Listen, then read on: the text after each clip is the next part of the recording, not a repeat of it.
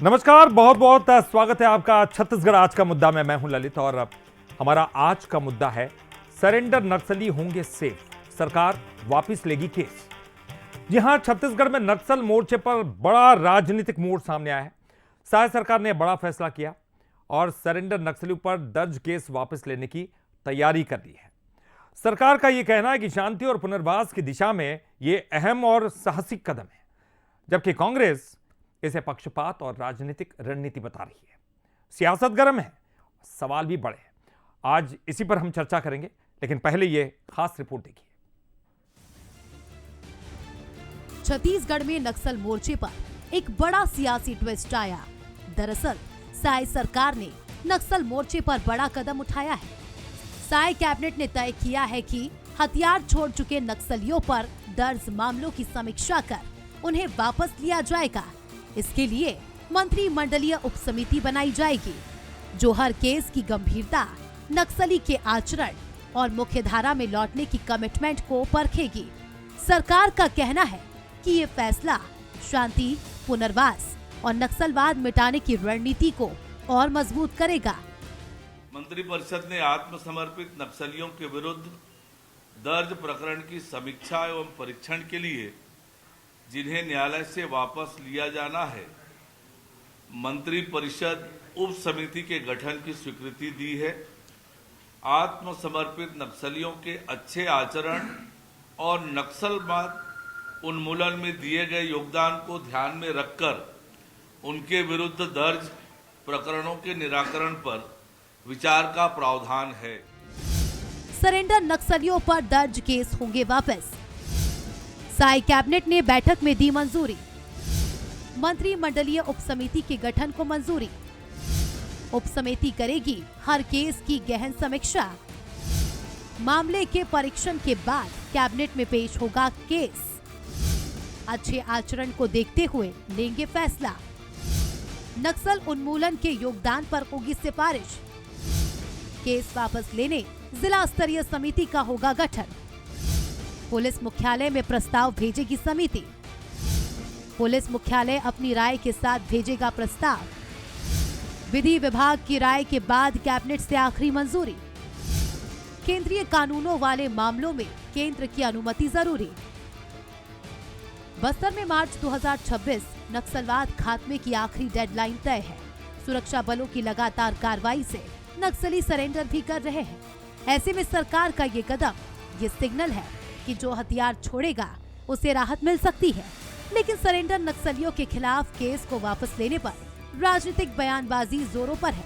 पूर्व सीएम भूपेश बघेल का कहना है कि जिन आदिवासियों को पहले नक्सली बताकर जेल भेजा गया, अब उन्हीं के नाम पर सरकार राहत दे रही है। नक्सली के नाम से सैकड़ों आदिवासियों को जेल में ठूंस दिया गया है, जिसको उनके अपराध के बारे में भी जानकारी नहीं है। उनको ये भी पता नहीं है कि कोर्ट कचहरी में वकील किस प्रकार से लगाएं, उसके पास पैसा भी नहीं है। लेकिन इस सरकार में भी बहुत सारे लोगों को नक्सली बता के जेल के अंदर ठूसे गए हैं। उनके बारे में सरकार क्या फैसला लेती है? वो तो नक्सली घटना में शामिल नहीं थे और ये पुलिस वाले नक्सली बता के बहुत लोगों को गिरफ्तार कर लिए हैं। उसके बारे में समीक्षा या उनके निष्पक्ष कोई जाँच होगी। एक तरफ सरकार इसे शांति और पुनर्वास की दिशा में बड़ा कदम बता रही है, तो वहीं दूसरी तरफ कांग्रेस इसे अधूरा और पक्षपातपूर्ण फैसला करार दे रही है। अब देखना होगा कि उपसमिति की समीक्षा के बाद कितने मामलों में राहत मिलती है और ये कदम मैदान में कितना असर दिखाता है। शिखर देवांगन, बंसल न्यूज, रायपुर।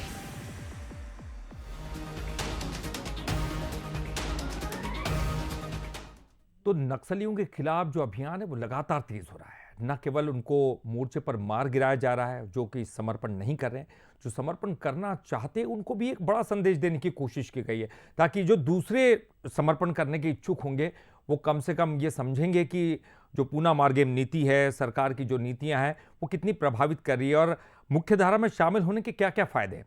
बहरहाल ये तमाम चीज़ें जब अलग अलग फैसले लिए जाते हैं तो उन फैसलों पर समीक्षा भी होती है, उन पर विपक्ष की तरफ से जवाब भी सामने आते हैं और यही सब कुछ हो रहा है। लेकिन चर्चा में आगे बढ़े उसके पहले बंसल न्यूज के कुछ सुलगते सवाल नंबर 1, सरेंडर नक्सलियों की केस वापसी के फैसले से सरकार क्या संदेश आखिर देना चाहती है? सवाल नंबर 2, केस वापसी के फैसले से क्या और भी नक्सली सरेंडर की तरफ कदम बढ़ाएंगे, उससे प्रभावित होंगे? और सवाल नंबर 3, यानी कि 2026 नक्सल खात्मे की दिशा में ये जो कदम है वो सुरक्षा मोर्चे को मजबूत करेगा या फिर कमजोर करेगा? तो ये वक्त बताएगा हालांकि, लेकिन इन तीनों ही सवालों के इर्द गिर्द आज की हमारी चर्चा रहने वाली है। और हमारे साथ जो मेहमान जुड़े हैं उनसे आपका परिचय करा दे। हमारे साथ कांग्रेस से अमरजीत चावला जी जुड़ गए हैं, पूर्व महामंत्री है। बहुत बहुत स्वागत करते हैं अमरजीत जी आपका। और हमारे साथ वरिष्ठ पत्रकार अनिरुद्ध दुबे जी भी जुड़े हैं, उनका भी बहुत बहुत स्वागत। कुछ समय बाद बीजेपी के पूर्व विधायक रजनीश सिंह भी हमारे साथ जुड़ेंगे। लेकिन चलिए मैं चर्चा की शुरुआत करता हूं। और सबसे पहले अनिरुद्ध जी, मैं आप ही से चर्चा की शुरुआत करना चाहता हूं, क्योंकि अगर विश्व के स्तर पर अगर देखा जाए तो जो इस तरह के फैसले होते हैं, हम तमाम अलग अलग फैसले देखते हैं। ये जो फैसले हैं, पुनर्वास नीति वाले जो फैसले हैं, एक प्रकार से एक मैसेज देने की कोशिश भी होती है, क्योंकि हम लगातार ये कहते हैं कि अपराध से घृणा करो, अपराधी से न करो। अगर वो छोड़ते हैं अपराध का रास्ता तो कम से कम उनके वापस आने का मार्ग सुनिश्चित होना चाहिए, कुछ अच्छा होना चाहिए। लेकिन जब ये फैसले की बात करें तो भारत की परिस्थिति में क्या आपको ये ठीक लग रहा है, उचित कदम लग रहा है? क्या ये फायदा देगा जैसे विश्व परिस्थिति में देता है?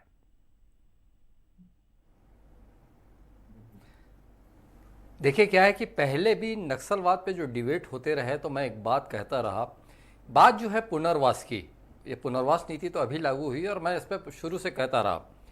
देखिए क्या परिस्थितियां अलग हैं, लोग अलग अलग थे। या नक्सलियों में विचारधारा की लड़ाई थी और वहां पे डकैत हुआ करते थे। तो चंबल घाटी की में जब डकैतों का भारी आतंक था एक समय में, तो सबसे पहले लोकनायक जयप्रकाश नारायण जी के जो है की पहल पर बड़ा आत्मसमर्पण हुआ। माधव सिंह और मोहर सिंह जैसे डाकू जो है वहाँ आत्मसमर्पण किए।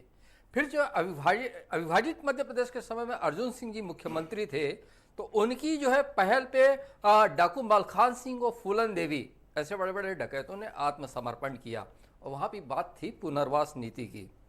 और रही बात आज भारतीय जनता पार्टी की बात करें तो देखिए क्या है कि भारतीय जनता पार्टी की ये चौथी सरकार है। और मैं कहना चाहूँगा कि इस सरकार के खाते में असफलता भी दर्ज है और सफलता अब दर्ज हो सकती है या होने वाली है बहुत जल्द। असफलता इसलिए कि जो डॉक्टर रमन सिंह जी का पहला कार्यकाल था 2003 से 2008 के बीच का, जो सलवा जुडुम नाम का जो प्रयोग हुआ वो बहुत असफल प्रयोग था। बाद में ये स्थिति हो गई कि सुप्रीम कोर्ट को हस्तक्षेप करना पड़ा और सलवा जुडुम बंद हुआ। तो सलवा जुडुम से नक्सलवाद जो है खत्म नहीं हुआ या सिमटा नहीं और व्यापक तरीके से बढ़ा और नक्सली और आक्रामक हुए। लेकिन आज जो है पुनर्वास नीति और दोनों विकल्प हैं, या तो आप जो है मुख्य धारा में लौटे या मरे हैं। तो दोनों का आपने देख लिया। बड़े बड़े नक्सली लीडर जो हैं यहाँ पे सोनू हैं, रुपेश हैं, और मध्य प्रदेश में और वहाँ पे जो महाराष्ट्र में अलग अलग तरीके तरफ जो है आत्मसमर्पण का दौर चल रहा है। तो वहाँ पे फिर मरो वाली बात है तो हिडमा जैसे लोग मारे भी गए बराबर। और सबसे बड़ा नाम अभी देवजी का बचा ही हुआ है। देवजी का नाम बहुत बड़ा जो है बचा ही हुआ है। तो कुल मेरा ये कहना है, इच्छा शक्ति वाली बात थी। जो इच्छा शक्ति बहुत पहले आनी थी वो आ नहीं पाई। 1980 में यहाँ पे जड़ें जमना शुरू हुई थी बस्तर में, और वो इच्छा शक्ति अब आकर दिखी है। तो वो भी जो है क्रेडिट मेन जो है केंद्र सरकार को देना चाहिए। और उसमें भी अगर कि केंद्र सरकार में किसी व्यक्ति विशेष की बात करें तो केंद्रीय गृह मंत्री अमित शाह जी को दिया जाना चाहिए। बिल्कुल आपने सही कहा कि एक नई नीति की तरफ बढ़ते कदम आगे बढ़ रहे हैं। निश्चित तौर पर आने वाला हालांकि ये वक्त बताएगा कि इसमें कितनी कामयाबी मिलने की उम्मीद है। लेकिन हमने अंतर्राष्ट्रीय स्तर पर जब भी देखा है, जब भी पुनर्वास नीति अपनाई जाती तो उसमें सफलता मिली है। और हमारे साथ रजनीश सिंह भी जुड़ गए हैं, पूर्व विधायक बीजेपी के। बहुत बहुत स्वागत करते सर आपका। और मैं आपसे पूछना चाहूँगा, आपने एक ऐसी नीति बनाई है, क्योंकि जैसे अनिरुद्ध दुबे जी भी कह रहे थे कि सलवा जुडुम नाम का जो एक अभियान था, हालांकि वो आपने एक अच्छे मंशा के साथ ही वो शुरू हुआ था। मंशा तो अच्छी थी लेकिन उतना कामयाब नहीं हुआ जितना होना चाहिए था। और इसलिए हम देख रहे हैं कि इसके बाद भी लगातार नक्सली गतिविधियां लगातार बढ़ती गई। आखिरकार इस फैसले के पीछे की वजह क्या है? आपको ऐसा लग रहा है कि जो पुनर्वास नीति है उसमें ये जो बदलाव करेंगे तो उससे जो बचे हुए नक्सली है, जो आत्मसमर्पण करने में थोड़ा हिचकिचा रहे हैं, उनको लगेगा कि आप मुख्य धारा में शामिल हुआ जाए, सरकार उनकी तरफ ध्यान दे रही?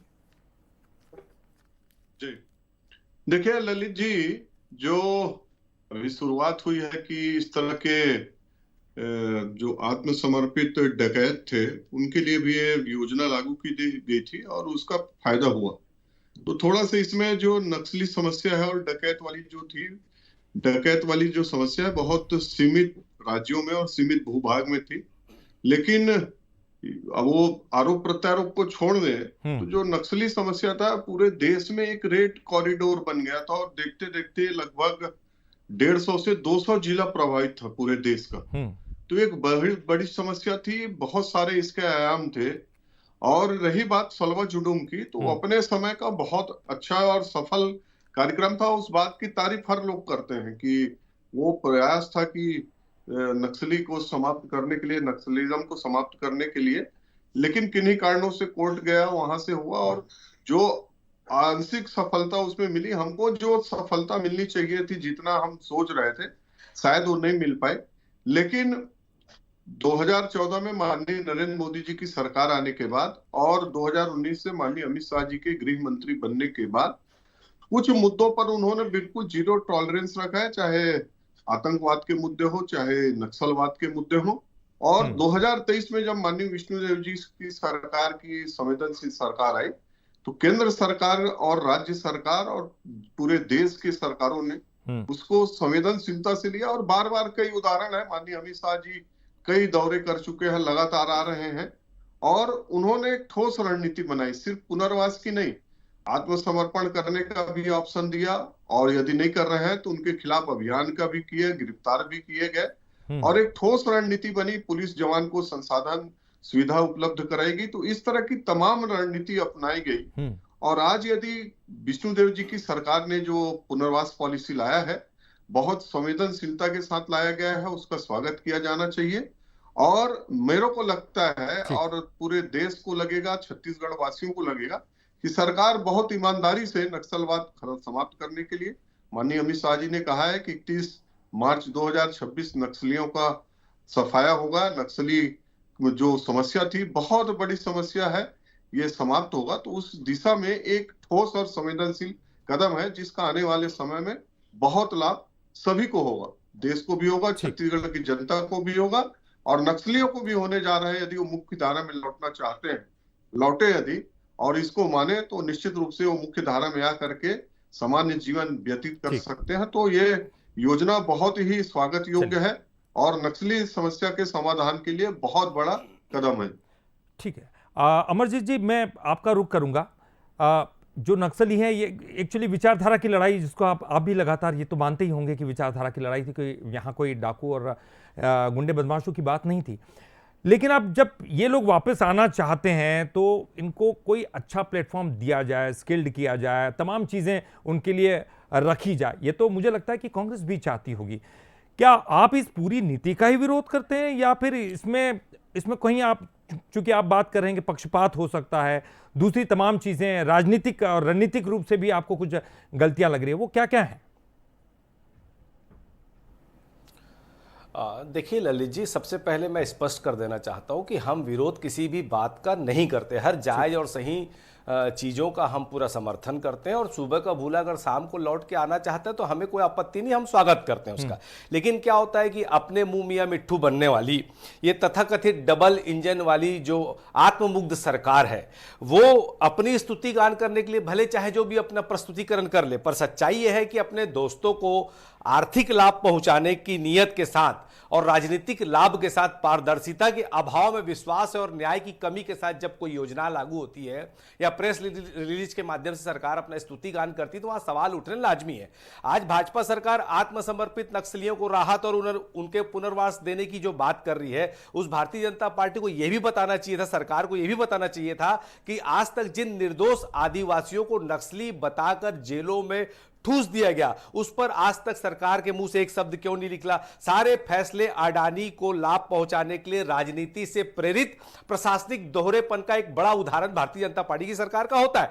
सरकार कहां से चला रहा है, कौन चला रहा है, अभी हमने भोपाल में एक बड़े प्रशासनिक अधिकारी की शादी की पार्टी में देखा था पूरी सरकार अडानी के सामने कैसे शरणागत थी। देखिए, हम तो ये कहते हैं अगर सरकार की नीयत साफ है तो उनको सवालों का जवाब देना चाहिए, विपक्ष की शंकाओं का निवारण करना चाहिए। सरकार की नीयत साफ है तो वो बताए कि आज तक जितने निर्दोष आदिवासियों को न्याय दिलाने वाली फाइलें थे वो कहां धूल खा रही हैं। क्या निर्दोष आदिवासियों को न्याय दिलाने के लिए कोई कैबिनेट की या कोई समीक्षा बैठक हुई? और आपके माध्यम से मैं रजनीश जी से पूछना चाहूंगा, विधायक रहे हैं, क्या उनके केस वापसी के लिए कोई समिति बनी? क्या सरकार यह गारंटी देती है कि इस नियत का कोई राजनीतिक दुरुपयोग नहीं होगा?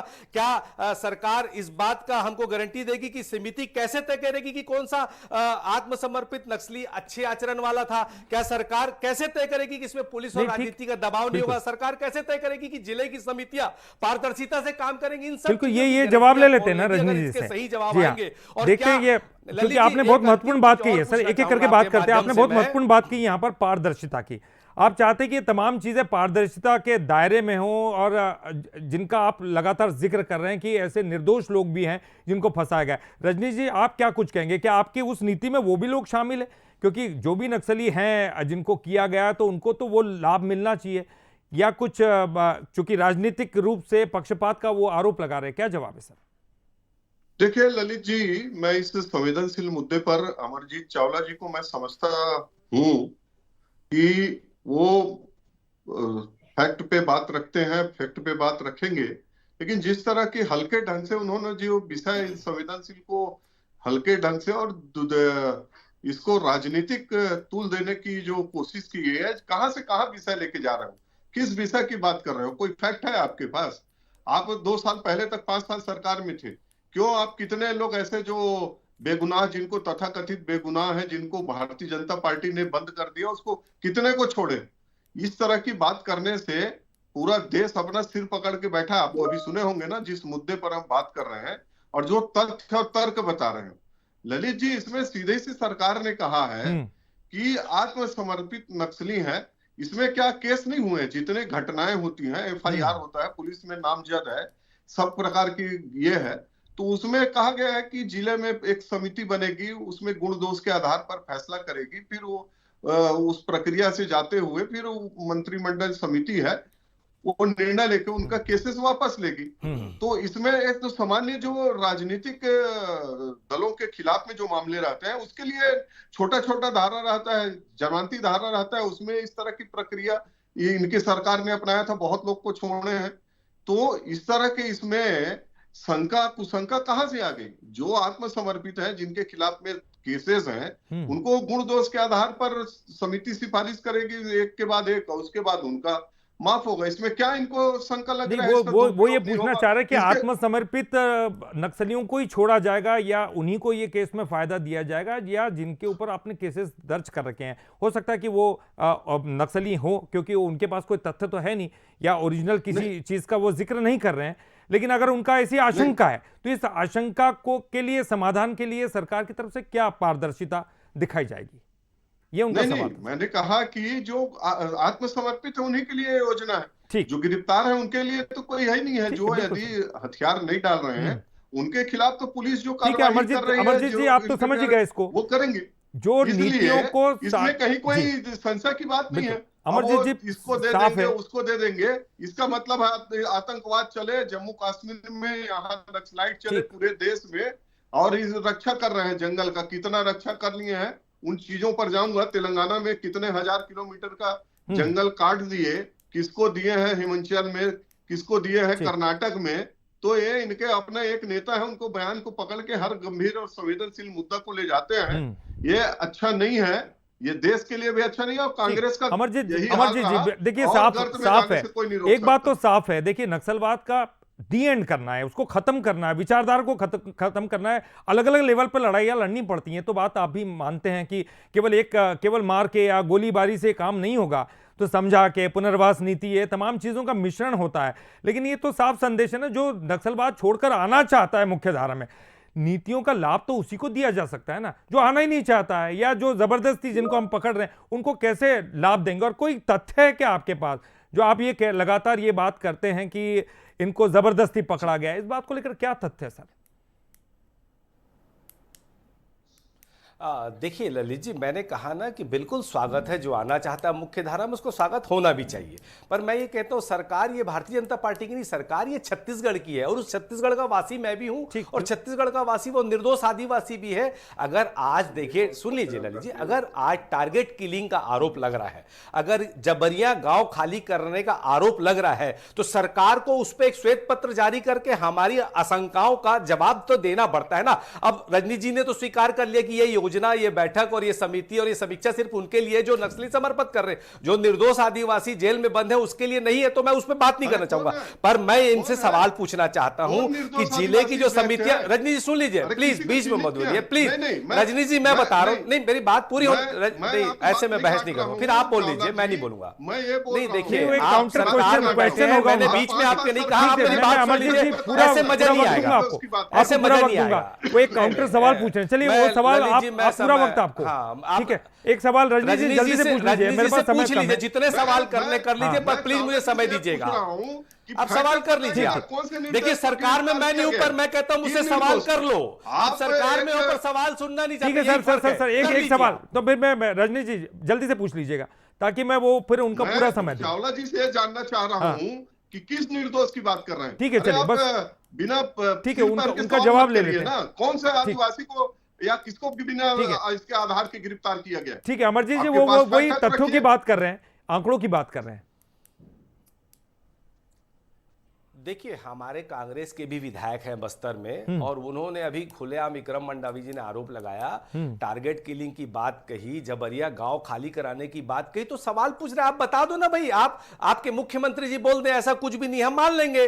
और फिर मैं ये बोलता हूं अगर कोई समिति बन रही है तो उसकी पारदर्शिता के साथ वो काम करेगी, इसकी गारंटी मुख्यमंत्री लेंगे, सरकार लेंगे ना, यही तो पूछना चाह रहे। फिर मैं ये पूछता हूं कि देखिए छोटी सी बात है, आप क्या करेंगे उसको छोड़ दो, जो बीत गया और जिसमें आप असफल है उस पर बात करेंगे, तो आप स्वीकार करेंगे ना कि आपकी असफलता है। देखिए फरवरी 2024 में मुख्यमंत्री जी ने बहुत ताव के साथ, बहुत जोर शोर के साथ नियत नीला नार योजना की घोषणा की थी, जिसमें स्थानीय बोली में उसका अर्थ रजनीश जी को नहीं मालूम होगा, मेरा चैलेंज है। रजनीश जी चले बता दीजिए एक बार, नियत नीला नार योजना का स्थानीय बोली में अर्थ क्या है, बता दीजिए रजनीश जी, फिर मैं आगे बढ़ता हूं। चलिए बताइए आप, नियत लेना नार योजना का स्थानीय बोली में अर्थ क्या होता है, जो फरवरी 24 में विष्णुदेव सरकार जी की घोषणा थी, बताइए। चलिए नहीं बता पाएंगे, मैं बता देता हूं। नियत लेना नार योजना है जिसका मतलब है एक अच्छा गांव, नहीं नियत नेला नार योजना का मतलब है एक अच्छा गांव। सुन लीजिए रजनीश जी, देखिए आपको नहीं मालूम, अब चुप, मैं बता रहा हूं ना सर, आप भी तो बता ही रहे हैं। ठीक है सर, ये फिर डिटेल हो जाएगा ना सर। देखिए आप, हाँ नहीं तो फिर वो सवालों का जवाब देंगे, फिर आपको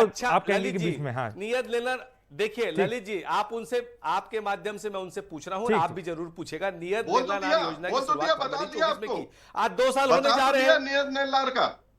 ठीक है सर, आगे बढ़ते हैं सर। क्या बता आत्मसमर्पित नक्सलियों के लिए तो सुनिए, योजना तो ललित जी सुनिए, रजनीश जी का ज्ञान अधूरा है, योजना निकाय वही तो नियत नेलार है। देखिए क्या बहुत अच्छी टेक्निक होती है ललित जी की, जब आप फंसते हो तो आप बीच में बोलकर डिस्टर्ब करो, मैं डिस्टर्ब करता नहीं, और इतने बुद्धिमान प्रवक्ता है और इतने सीनियर लीडर, ठीक है सर, उम्मीद करूंगा आप सुनना भी सीखिए। सर एक लास्ट का कमेंट सर, अमरजीत जी आप कंक्लूड कीजिए, प्लीज। ललित जी देखिए, ललित जी एक लाइन की बात और है, हाँ मैं कंक्लूड करो। देखिए नियत लेना नार योजना में इन्होंने कही थी कि हम बुनियादी सेवाएं जो पहुंचाएंगे, उसमें 327 गांवों को इन्होंने शामिल किया था, उसमें सिर्फ 7 गांवों में आज तक बिजली पहुंची है। सरकार उस पर रिपोर्ट कार्ड प्रस्तुत कर दे। 173 सड़क पुल प्रोजेक्ट इन्होंने घोषित किए थे, उसमें सिर्फ 26 पूरे हुए, बाकी कहां है? 31 प्राथमिक स्कूल की घोषणा की। ठीक है सर, मैं अमरजीत जी, देखिए ये सवाल तो आप पूछ ही सकते हैं, आप पूछ ही सकते हैं, आप ये सवाल तो आपको पूछने का अधिकार है, आप तो पूछेंगे। आपने एक बात अच्छी कही कि पारदर्शिता के साथ होना चाहिए।